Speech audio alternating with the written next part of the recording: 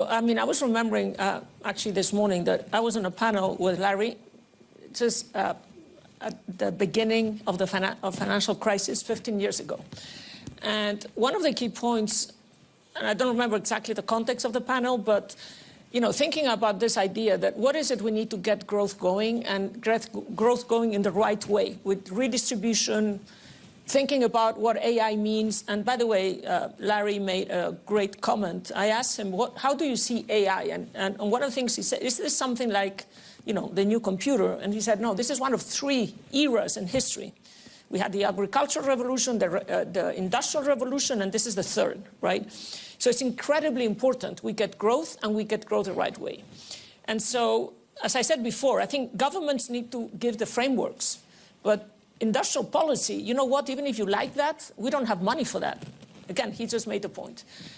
And in that panel, I used something which I call the 4-legged stool, and allow me as a European and financial sector to make the point that the 4-legged stool consists of fiscal, monetary policy, structural reforms, obviously there's a lot in there, and yes, the financial sector.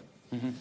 Who is the best allocator of resources? It's the market. It's either capital markets, and by the way, in Europe, 90% of all credit to SMEs comes from banks, because we do not have a capital markets union.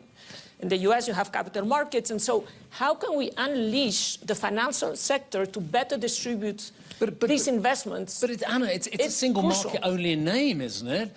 Yeah, Look at what Andrea Ochel's trying to do over in Germany as well. They don't want to know over in Germany. They don't want a single market for banking. CMU, there was a Brit, Lord John Hill, when we were in the EU, by the way, many years ago, who tried to push forward CMU. He was making great strides. We still don't have CMU.